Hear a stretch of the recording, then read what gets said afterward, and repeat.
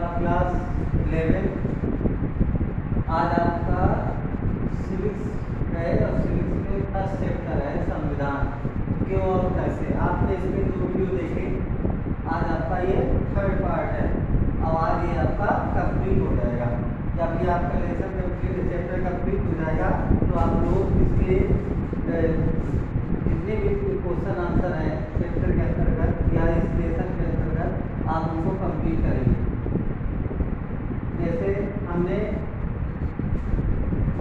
पिछले दूसरे second video में संविधान के मौलिक कार्यों के बारे में बताया था। आज हमारे पास पॉइंट है भारतीय संविधान कैसे बना। दूसरा पॉइंट है संविधान सभा का प्रारूप। तीसरा पॉइंट है संविधान सभा के कामकाज की शैली। चौथा पॉइंट है कार्य। पांचवा पॉइंट है राष्ट्रीय आंदोलन की विरासत और छठवां पॉइंट है संस्थागत व्यवस्थाएं। अच्छा, अब हम पहले अपने पॉइंट पर आते हैं, भारतीय संविधान कैसे बना। भारतीय संविधान एक ऐसी संस्थागत प्रणाली है जिसके अंतर्गत अनेक प्रकार की संस्थाएं जुड़ी हुई है, जिससे कि देश का चहुमुखी विकास हो सके और सारे नागरिकों को एकजुट किया जा सके। इसकी पहली जो बैठक हुई जब भारतीय संविधान की रचना हुई, हमें भारतीय संविधान की जरूरत पड़ी क्योंकि हमें नियम कानून चाहिए थे, हमें लोगों को एकजुट करना था। इसीलिए भारतीय संविधान की एक रचना का व्यू रचना बनी और जिसकी पहली बैठक 9 दिसंबर 1946 में हुई। इसकी पहली बैठक 9 दिसंबर 1946 में हुई, जिसमें मोतीलाल नेहरू, पंडित जवाहरलाल, सरदार पटेल, भीमराव अम्बेडकर और आदि लोग भी इसमें बैठक में शामिल हुए। इसकी बैठक के बाद ये चर्चा हुई कि कितने सदस्य होने चाहिए, इसमें कितने सदस्य होने चाहिए, या जो संविधान समिति की जो संविधान भारत के जो संविधान में जो सदस्यता हो वो कितने लोग हो जो मंथन करें और ऐसे कानून या संविधान की रचना करें इसके अंतर्गत सभी लोगों को लाया जा सके। इसके बाद हमारा पहली बार 9 दिसंबर को चर्चा हुई कि हमें नियम कानून के लिए संविधान की रचना करना चाहिए। इसका प्रारूप बना, इसमें जो सदस्य थे उनकी संख्या का अनुमानित की गई, कितने संख्या होनी चाहिए और इन लोगों को रखा जाना चाहिए। इसके बाद 1947 की जब आज़ादी के बाद संविधान की वजह तो 1947 के बाद फिर इसके प्रारूप में चर्चा हुई, भारतीय संविधान में चर्चा हुई और तब इसके बाद हमारा संविधान लागू हुआ। ये आपका पहला पॉइंट, संविधान सभा का प्रारूप।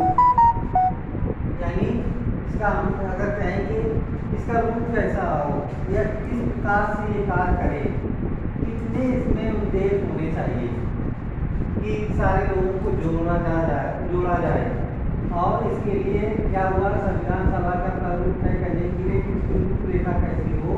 तो 26 दिसंबर 1949 को कुल सदस्य 284 थे।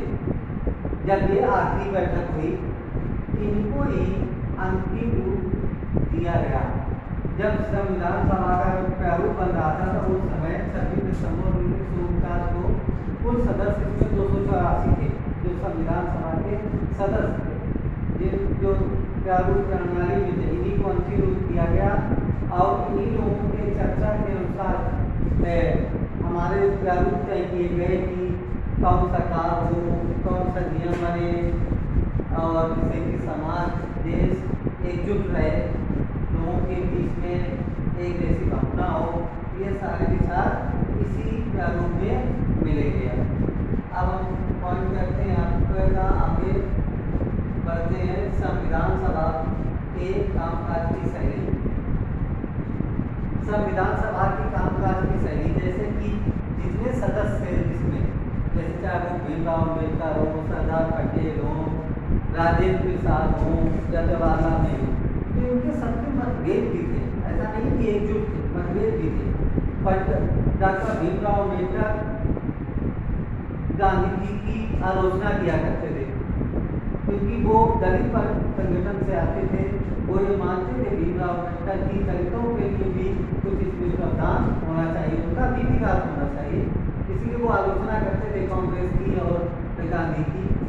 और इसमें इसकी संविधान सभा की कामकाज की शैली थी वो अलग अलग पहलू में, क्योंकि जब बहुत सारे लोग होते हैं तो उसका अपने विचार और हर एक के व्यक्ति के अपने विचार, अपनी अभिव्यक्तियाँ होती हैं जो वो बोलता है, बताता है। तो ऐसे ही संविधान में जो अलग अलग स्तर की समितियाँ जो गठित थी, वो प्रायः जो समितियाँ होती थी वो समितियों के अनुसार ही कार्य किए जाते थे। ये अलग अलग ढंग से संविधान सभा की अलग अलग जरूरतों के अनुसार कार्यशैलियाँ होती थी।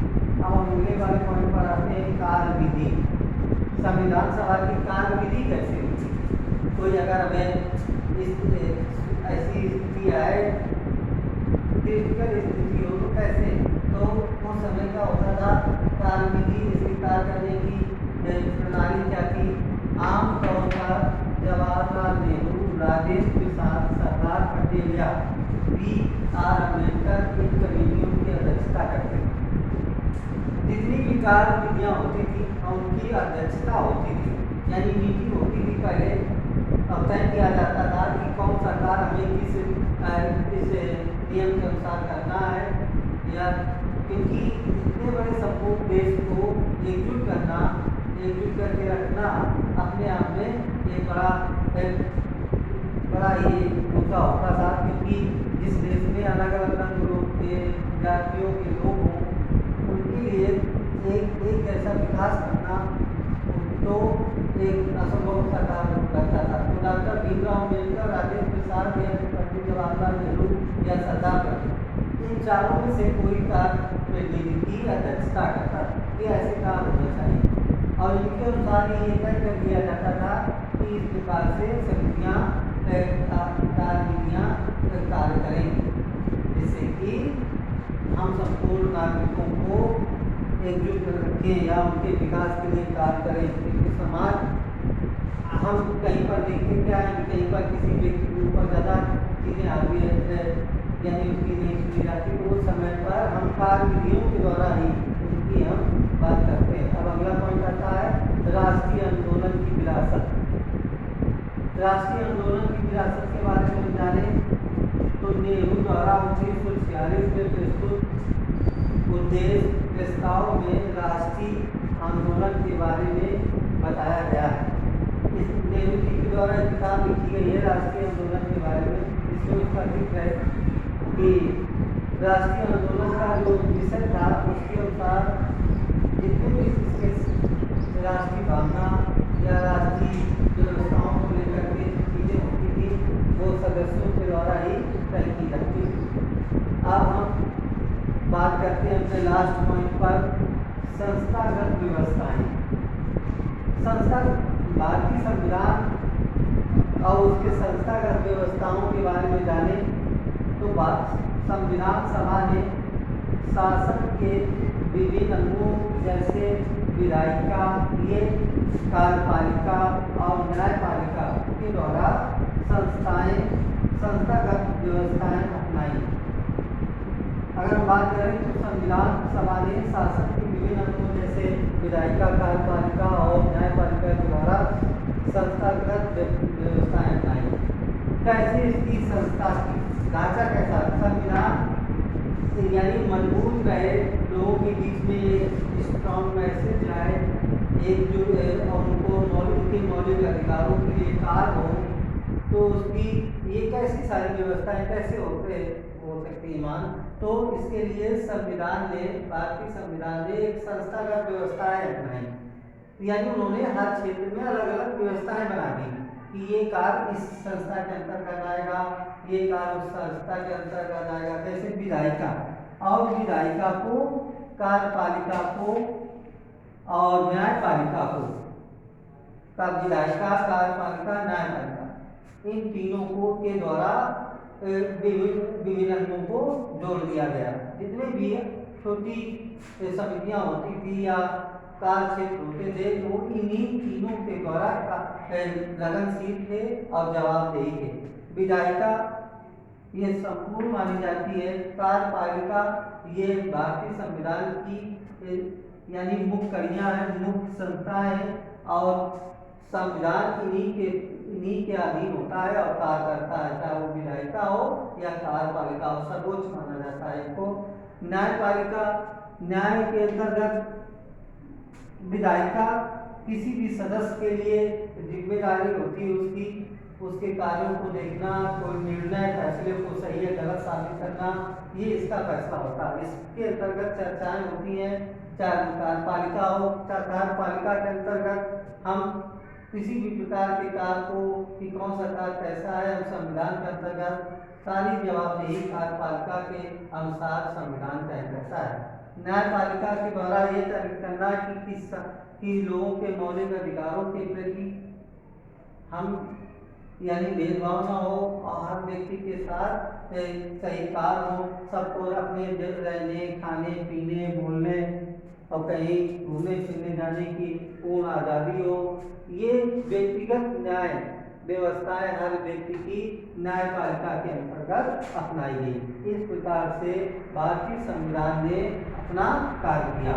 भारतीय संविधान की हम बारे में और बात करें तो भारतीय संविधान का प्रारूप जो है वो बहुत सख्त, वो यानी हर नागरिक के लिए उसके मौलिक अधिकारों के अंतर्गत संपूर्ण किया गया है। अब आप लोग इसी चैप्टर को, आज आपका ये फर्स्ट चैप्टर कंप्लीट होता है, इसी के आप लॉन्ग शॉर्ट बहुविकल्पी लघुत्तरीय या विस्तृत प्रश्नों को आप कॉपी में लिखेंगे। ओके स्टूडेंट, आज के लिए इतना ही।